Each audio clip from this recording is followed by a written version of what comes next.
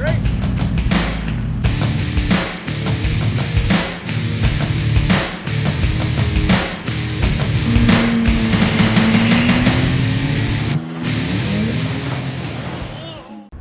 Hey guys, it's Canadian Off-Road 4x4 here, and today I'm doing a follow-up review on the T8 head unit that I recently installed about a month and a half ago, or 2 months ago actually, probably at this rate. I mean, it's been a while. I guess it's longer than I thought. And so what I want to do for this one, instead of just doing an install video and kind of giving you guys a background of everything, I want to give you more background information on this and more of a thorough review in regards to it. So just so you have a better idea of how I'm liking the unit. Is it worth the time to have? You know, what can you do with it in regards of it, and like what are the features and stuff like that. So let's get to it. Okay, so as you can see, I have a concert playing on here. I'm just gonna back out of there for a minute. So I mean, I've went through this a great amount to my personal liking. There is a lot on this unit that you can actually do. It is practically I think I've said it before. If not, it is a tablet but with car audio settings. So what I've done since I've had this unit is figured out my navigation system and what I like to use for a music player, because the factory music player with this does not work well with me, or in my opinion at all, because when you go into it, it's all just the folders and whatnot, and I mean, like, there's no like alphabetizing, like there's no features or anything to it. So it's kind of useless. And then I mean, if you click one song and then you hit back, it goes back to the folder again. So it resets every time, and I didn't like that. I mean, like, because I've got all my albums and stuff. I mean, you can't tell which ones. You got to click each one, and so if you say you click this one, oh, I don't want that album, click back, it brings you back to the same, right to the top again. So I didn't like it. So I went through a bunch of apps. I probably went through like 5 different music player apps, and then I found the perfect one. It's called Power Amp. It is probably one of the best ones you will find on anything when it comes to Android music players. It has a 2-week trial. I tried it for a few days, and it's only $5.99 Canadian, which is like $3 US if it's the same for you guys. And it is hands down the best music player app to use. Since I'm one for contributing artists, that's how I have it all worked out for when I had it on my factory unit, because the factory unit was, you know, kind of complicated. You know, I've got all my bass songs, I've got bass songs, I've got my random music in its folder where it's supposed to be. So it reads perfectly how it is, and you've got your own equalizer in this. Like right here, you've got a preamp, you've got even a volume in here that it has its own volume. So Power Amp is my music player for it, and it works pretty awesome. You got a lot, like, you got your swiping here for next songs. If you hit double next on this, it goes to the next album. If you hit double back, it puts you back to the next album, so forth. It's got just pretty much everything you want when it comes to, you know, Android music player, so it's great. So for comparing music player or music in general to factory in this one is, sorry, excuse me, superior, I find. I very much like it. I mean, you got background, you got the photo albums really out there. I mean, compared to factory, how it sometimes gives you that random picture there, so that's really nice. In regards to Wi-Fi and all that, that is kind of a downfall, because if you're like me that doesn't have a full data plan, or unlimited data I should say, sorry, it is kind of iffy sometimes on that, because there's a few things on here that require Wi-Fi in certain parameters. For texting, that is probably the biggest downfall in regards to this that I found so far, because I've got everything pretty much compared to factory except for texting. There is apps out there for texting, but in order to have that hooked up, you have to be using your data so that it's connected through your phone or whatever, and then it's using your phone for that, and then you open up the app and it works fine that way. That's what I've seen so far. There's nothing that you can do to add your phone number to this, like if you like Bluetooth through your phone for this and stuff like that. I haven't seen anything out for that yet, so that is kind of a downfall. Comparing in regards to the Bluetooth as well, in regards to calling, I haven't had an issue. I had a hiccup a little while ago of how the Bluetooth was working, but for the most part I don't seem to have a problem. I mean, I'm pretty basic when it comes to it all. I don't really need to go through a phone book or anything. I mean, usually people call me if I want, or I guess the biggest thing I miss is the voice recognition for phone calling, because I mean there is no voice app for this. I mean, you do have all your contacts, obviously, you know, I've got them all in here. So I mean, it is a lot easier to scroll through your contacts. I mean, you could just click on visions or whatever you want and just hit OK, and boom, you're done. And another great advantage to this is there's no restrictions. So if you know why that is, that once you start driving, you obviously can't access and touch everything on the screen. There's no restrictions. I can Google while I'm driving, I can do this, do that, you know, there's no restrictions. You know, I can make a phone call while I'm driving. I don't have to do anything specific. I mean, there is the steering wheel controls work great. Obviously, you know, you hit the phone button, you can just dial your number if you know offhand, but unlike me, I don't. And then in regards to that too, there's 2 mute buttons on this. It's just default, you can't do anything about it. So there's that. So far, out of everything in this unit, there is really nothing other than the texting and the voice recognition. That's probably your only 2 downfalls to this. Like I said, it depends on how you are as a user for comparing it to the original head unit in this. For me, it's the voice recognition and the texting, or at least reading text messages. I mean, I'm not trying to text while I'm driving, obviously. I mean, I do that already. You know, guilt trip in there. But I mean, for the most part, you have this navigation down here. It's a default button, which is kind of nice. I mean, it takes 2 seconds. For navigation comparison, since mine is a 2017, my map card was outdated, and the truck was actually throwing me off a lot on my Georgia trip that I was on. So it took me through places that I didn't want. Like when I was at my buddy's place in Wapton, North Dakota, it was showing me a 9-hour drive up through Winnipeg, but yet if you go on Google Maps, the first idea is going back the same route I came. So that was how outdated it was. But at least with this, if you download offline maps, which is you know offline maps from Google Maps, you have all updated maps. All you have to do is get Wi-Fi. So go to your work, go to McDonald's, whatever, get Wi-Fi, download the app, and download the maps that you want for your section. You know, I downloaded North Dakota, South Dakota, and Georgia, and all these places that I know I'll be passing through. And you know, it's great. I mean, you don't have to worry about anything. The GPS signal is great. I mean, like here I am and on Armour Road. I mean, and everything's updated on here, so it's great that way.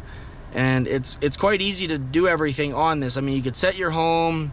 You know, you got your texting here, you got your history here, like, and then the best thing is though too, you got hotkeys up here, right? So if I want the nearest fuel, click on navigation. Oh, boom! Look at that. It's showing me the nearest one, Superstore at 1.3 kilometers. You know, like, in my opinion, the navigation wins on this for sure, because it's up to date. I mean, there's nothing wrong with it. The biggest thing is you gotta make sure you update this app if something happens, I guess. But for the most part, I love the navigation. I mean, because it is practically your phone. I have a second backup plan for navigation, which is TomTom. So if I really need something that's a good GPS, I'll go to TomTom, and you can pay $5 for 1 month. So if I'm on a big vacation or something, I need a dedicated good GPS, I'll pay a 1 month fee so I have good navigation for that trip or whatever. If I don't, because I mean, offline maps is okay, but it has its slow moments. It's not as responsive, I guess, in a way. What else I've noticed? I mean, you can download fuel apps. I mean, there's a dedicated one. It's not accurate for shit. I don't use it. Download Gas Buddy, but that requires Wi-Fi. But if you download Fuely is what it's called, or Fill Up, you know, you type this in and then you can just, every time you fill up, you can do your mileage here. I haven't done it since the 14th because I don't care to do it when I'm only filling up here and there. But like my last trip was 14 miles per gallon from my calculations, but then I did like 21 on there. So I mean, that's a good way to keep track of your fuel mileage if you need to. There is a different launcher you can use. It's called Agama. It's kind of cool there. I mean, it's a little different. I haven't really gotten into it. I mean, I'm not much for different things. I mean, if I can get used to what I'm already trying out. Oh, my trial period's ended. I mean, I could buy this for $2, but I don't care. But yeah, like you got a whole new display here you can use if you set it up properly and yada yada yada. And click your phone, all that stuff, right? So obviously, being an Android, it is endless on this thing. I mean, you could download pretty much everything you can think of in regards to your phone to this, except, like I said, just texting. But I'm not saying that you can't get texting. You can, but you have to use hotspotting or Wi-Fi or whatever in regards to it to hook up your phone to it so it gets the information, because it can't just read your phone through Bluetooth. It just won't do it, I guess. Another thing I've noticed on the T8, remember this is a T8, so it's an older one versus everyone else that might have a T9 for Tacomas, whatever. My GoPro app that I've been trying to get through this, it doesn't seem to want to connect for it. I do not know why. My brother has a GoPro Hero 4. I might try that on here and see if I can get that to hook up. I don't know why the GoPro isn't working. I've seen it work on some other Android units, but for some reason mine isn't working out. So I mean, it's really whatever there. You got a sound meter you can download. Some other cool things you can get. I mean, you can download pretty much anything. You know, you can download background. I have Netflix on here, yes. So I mean, if you have unlimited Wi-Fi, you can Netflix and chill or whatever, and taco, whatever, drive around, Netflix, whatever, right? Download the weather. I have VLC on here for that reason, which is what you just saw at the beginning of the video. I have a 64 gig Lexar USB that I have in the factory unit down here, as you can see, and I've been using that for all my music. And then I added some movies on here, like I can watch Avengers Endgame on here now, and then I got 2 Slipknot concerts and stuff like that. So my VLC is my video player, more or less. So I like to watch live concerts. Yes, I know it's dangerous. Yes, I know it's illegal. Do not lecture me. My life, not yours. But at the same time, I understand the risks. And I don't just sit here and watch it while I'm driving. Obviously, I pay attention while I'm driving. I just like live concerts. It's my thing. Live concerts are the shiznits. So you got that. You got your Google. I mean, you can be on the internet as long as you have your Wi-Fi. So if you got unlimited data, you're laughing with this thing. I mean, you've got endless opportunities with it, obviously. But like I said, in regards to this versus factory, there is no downgrades to it. I mean, you have multiple outputs in the back as well. So all I need to do is get a front camera, and then where is it here? All I'd have to do is go to this video here, I think it is, and it will, or oh, I was watching a movie there apparently. Sorry. Where the heck was it? I know there was something here that you can click on. It might be that video there. I can't remember, but I know once you can hook up a camera to this thing, all you have to do is get the power and ground to the camera, and then use an RCA and plug it into the back of this unit, and you've got a front camera option, you know, for your truck, you know, if you're off-roading, whatever. So versus, you know, spending that $200 that I've seen, I mean, at least for me, it's about 200 Canadian minimum for the anytime camera mod. So I guess, yeah, that would work too for this, for the reverse, but I don't care to really look at the behind me. I'd be more concerned about watching the front more than the rear. So that's a benefit there. You got multiple outputs. The sound quality is really good. It took me a while to understand it, but I figured it out after a while. I mean, because my audio control unit that I had was kind of a mini amplifier to it, so I had that almost maxed out because that's what it was meant for, right? And I mean, I don't know if I said it in my last video, but I had to turn up my amp on my subs a lot. But that's because this has a subwoofer output in here. Where's my equalizer here? So I mean, you can fiddle with this. There's also, like I said, power amp has its own. I use power amps. It's a little more better that way because it has a bar graph you can watch. But it has its subwoofer output here. and it's great that way. So I mean, what I would do, I mean, some people say crank it all the way up. Personally, what I'll do is probably go maybe, depending on how much I have to do for the sub when I tune it next spring, because the subwoofers are out for the winter, I might go 3/4 of the way and then tune my amp to the distortion level properly and then go from there. But for the most part, I turned up my speakers a little bit on the amp, but since I got power amp, it seemed to be a lot louder, because before I could actually go max volume and it was fine, and it was actually pretty much max volume. But then when I went to power amp with its own volume and stuff, it seemed to kind of be a little bit louder, almost a cleaner sound to it. So that worked out really nice. I haven't really fiddled with that. It is definitely a lot. I can't really notice actually a difference in the sound quality. Like, I mean, I had audio controller, and in my opinion, that's just as good as a head unit.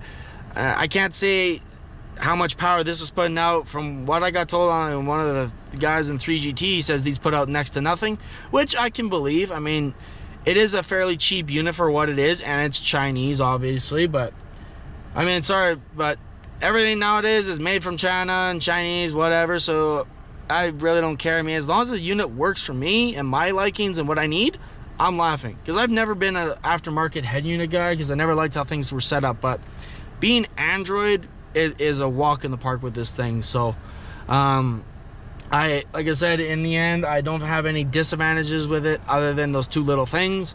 But that's not enough for me to want to get rid of this thing and swap back to the factory.